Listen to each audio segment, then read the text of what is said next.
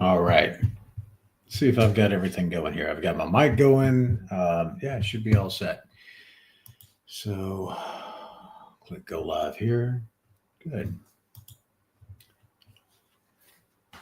Well, good evening, everybody.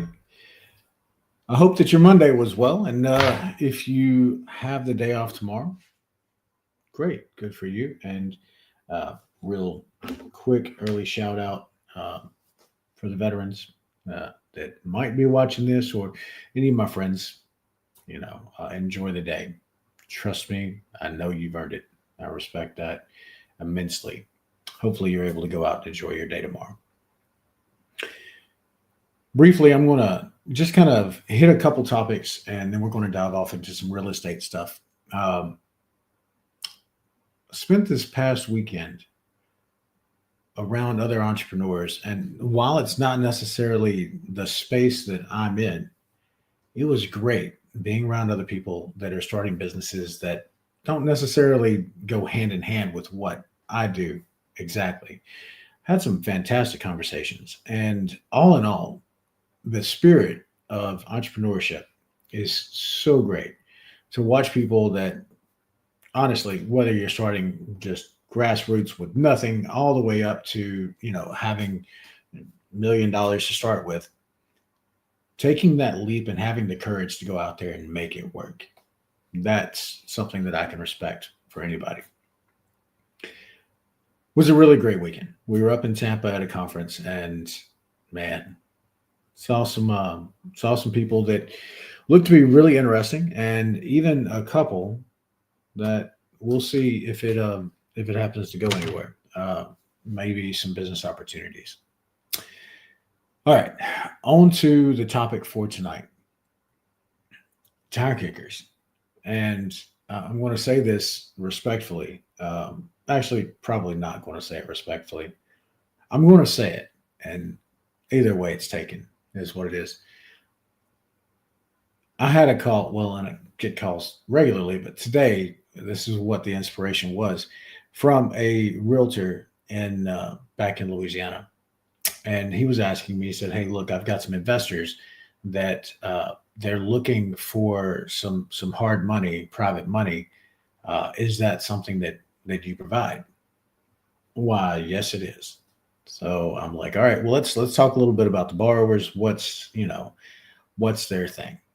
And this agent, gotta love them, because we all had to start somewhere, and they are full of like hope about what these things are and what their clients can provide. The problem is he didn't know that they're setting him up. These clients are setting him up for a fool's errand. And by that, I mean that they're going to go out, they're going to do all this work, and these clients, they're not going to be able to buy. Mainly, he's asking, or the client is asking him to go out and find somebody that will loan them the money to buy these houses that are under $50,000 so that they can then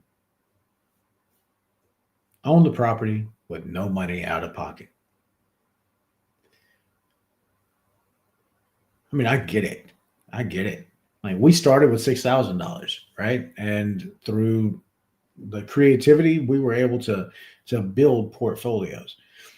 We also had reserves. We were also bankable, which means that we could go to the bank and we had credit scores. We had debt to income. We had income that would fade the note if the tenant stopped paying.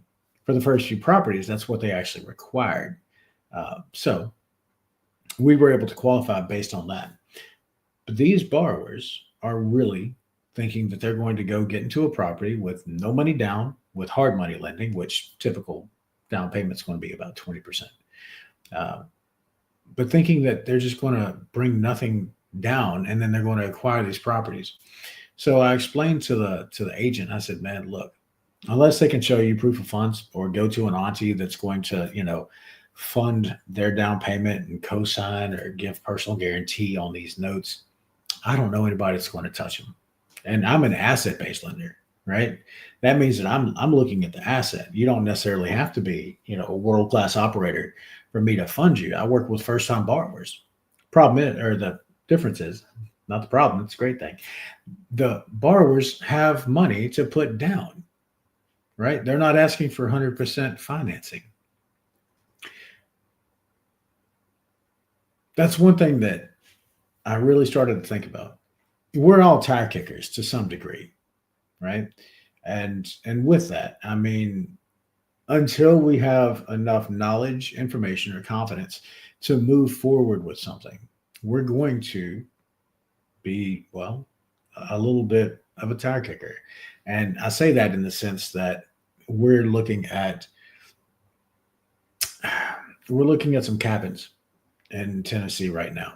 And I'm really optimistic that we're going to buy one, if not two. And one of the great things about this is that this is going to be all done with tax deferred income. So at least that's the hope. But during this time, I'm in the information gathering stage. I'm going out and I'm collecting all this information. So to somebody, I might seem like a tire kicker. You see, the reason why I'm gathering the information is because I am planning to execute. And to do that, I have to have my knowledge. So I'm going around, I'm learning the market. What's the average price per square foot? How long are these cabins sitting on the market before they trade? What are the last 12 months of financials? Because if you've ever if you have ever looked, that's the word that I'm looking for. If you've ever looked at any of these properties, any income generating property that's marketed or pitched, they're going to be done in a way that is very favorable to the seller to justify their higher than normal asking price. Perfectly fine. It's my job as an investor to look for the holes in the boat. Where will this thing not float? And if it's not going to actually hit those numbers, like I've got one that I actually was doing some analysis on earlier today. It's a package of one or two if you want the discount, but they're overstating their income by 20%. The thing is, there's actually no income there for that 20% that they're stated. They only have X amount of financials, and they said that it was offline for a month and a half. Well, 2 months, but a month and a half it was offline being remodeled.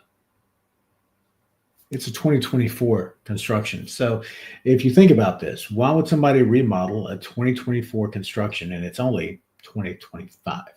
So as you start to think about some of these things, you've got to really kind of be skeptical about the information that's presented to you. So to a realtor in passing in that market, whenever I'm sitting here and I'm asking these questions and I'm going back, they might think that I'm a tire kicker. And that's okay. Like I said, we all are to a certain point. One of the things that is the difference, like I explained to their agent that called me today, these people are tire kickers unless they can show you that they can execute and operate their deal. Have they showed you any proof of funds? Have they showed you any way that they can do anything aside from, we desire a rental property? I mean, yeah, good luck with that. I don't like to discourage somebody from going out and changing their life or making steps towards goals. I do prefer to set realistic expectations.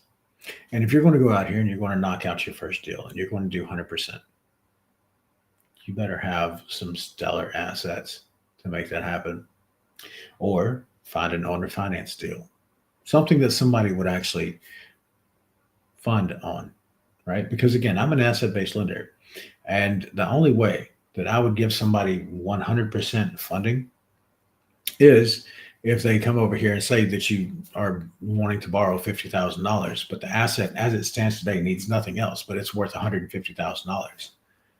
All right. When your loan is 3X in collateral, all right, we'll talk about some stuff, but you better bring me a hell of a deal.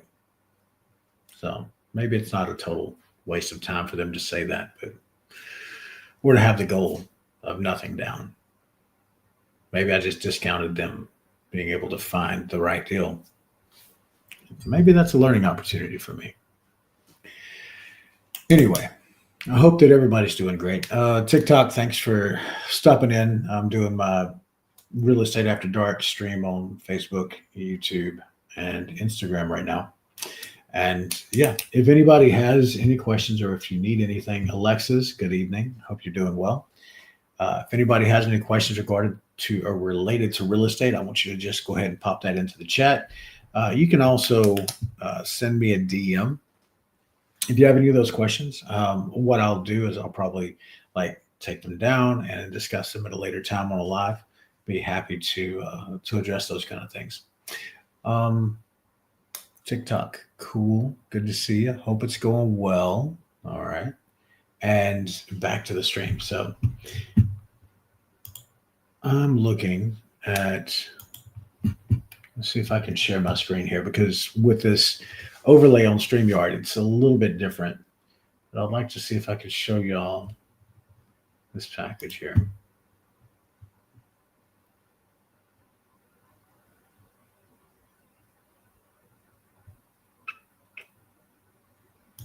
All right.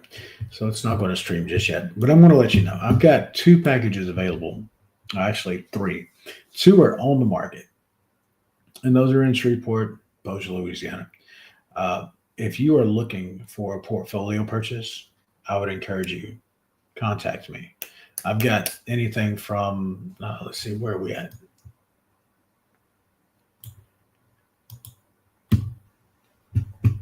I've got anything from 600,000. I've got another package that 974. Actually, it's probably going to be a little bit less than that because one property is under contract. He'll sell them individually or packaged on that one. But I've got one package for 600, one for 974, and another one for 3.58. If you are looking for cash flowing portfolios, I would encourage you check out Shreveport, Bossier, Louisiana. Happy to have a conversation with anybody. And past that, let's see, where are we at? We're 15 minutes into the stream. So yeah, I think that's really it. Just wanted to hop on. If people have questions, then I'll stick around. If not, cool. Have a great night. And it's actually going to be fantastic weather tonight. It's going to dip down into like the 40s. Tomorrow, the high is going to be like 63. And tomorrow, there's going to be some gumbo made in Southwest Florida. So I'm looking forward to that.